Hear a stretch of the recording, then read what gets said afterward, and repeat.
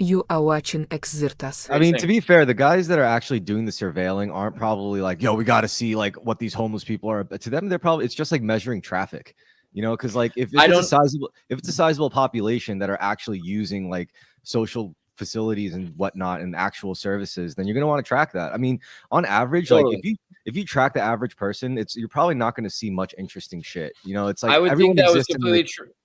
That would be completely believable I think for what just they're about doing anywhere is nefarious. except for- That's it. That would be believable almost anywhere except for Hollywood. And I think Maitland brings up an interesting point, which is in Hollywood, these people are studying. They make movies and TV, and the people that make TV are the same ones who know how to watch this and edit and bulk this surveillance software. So it's TV people that are watching people all day, and there are a lot of people that love the idea of making television and reality television end up working in government surveillance, right? So they're probably more into this than anybody, and actually like spend their time watching your life.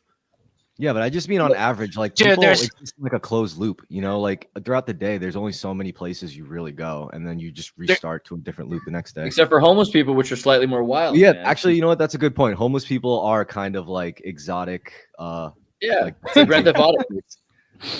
There's no way that they're not doing some sort of like nefarious social engineering studies with this. Like this is like how can we look at individuals and how can they survive on the least amount possible and still be happy? Like it's gonna be something like that. Like that's what they're doing, dude. No, Magic drugs. Come on. There also might be some weight to the sort of psychosis that a lot of the like at least drug addicted homeless people experience.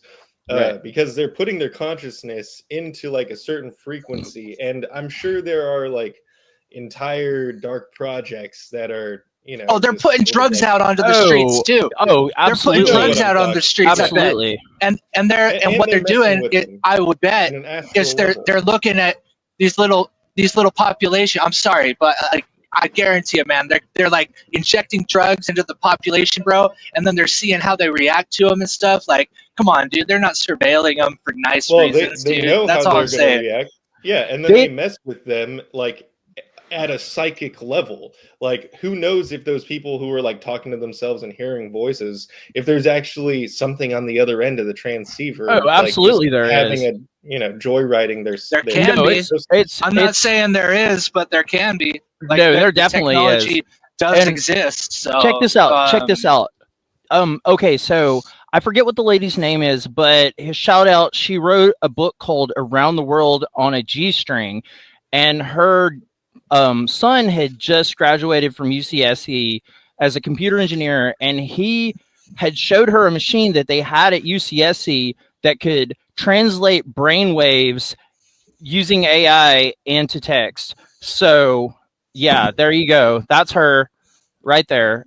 Yeah, I met that lady, and her son had just graduated. This was in 2022 or 23.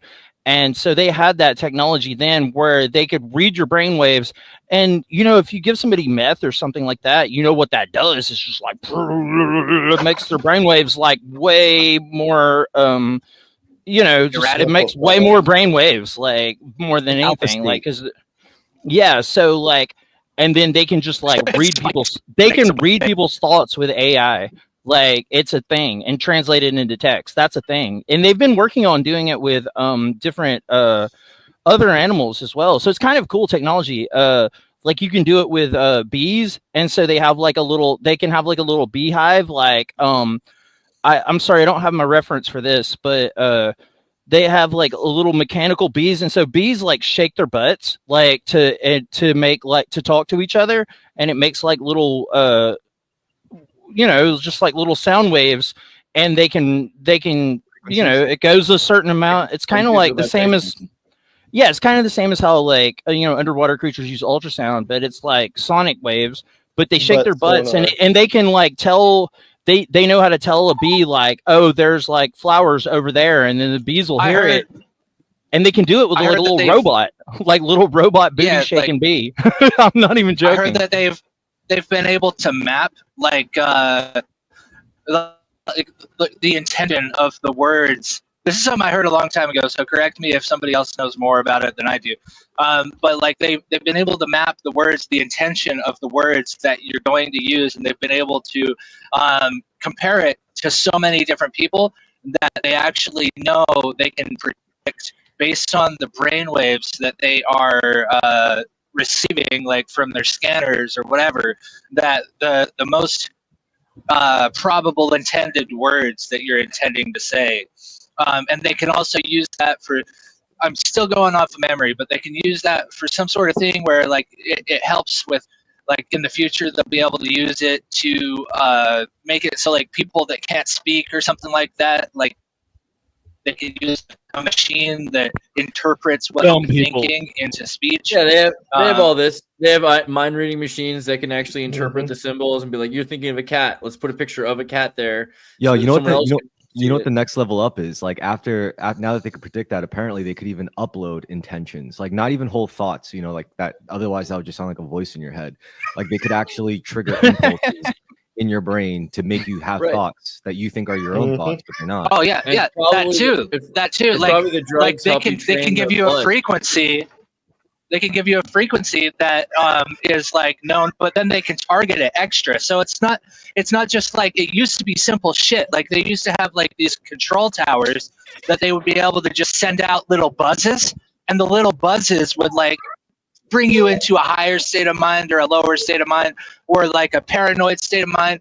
But if I understand right, what they've been able to do with that is then refine it to where they can really like isolate very specific thoughts and feelings into these like frequencies. And Yeah, there's pretty a much bunch of effort. and how do you Yeah. know that it's yours? How do you know But, it's well, certain kinds of crystals that they're putting in blood, and it's the idea that you can use drugs, which are certain kinds of crystals, to tune specific frequencies. And this is essentially like possession, because all of a sudden people that take certain drugs become all in the same wavelength, and they're easier to control with the same frequency radio that can make them all think the same thing or respond the same way. Right? Oh, because they're all on the same level, so they can be manipulated together. Yeah. Is that what you're saying? If I had this technology, I wouldn't tell anyone, but there would be signs. All the meth heads would wear teal, I think, at least, like sweaters. This is 60-year-old technology, guys. Yeah. It really You know? is.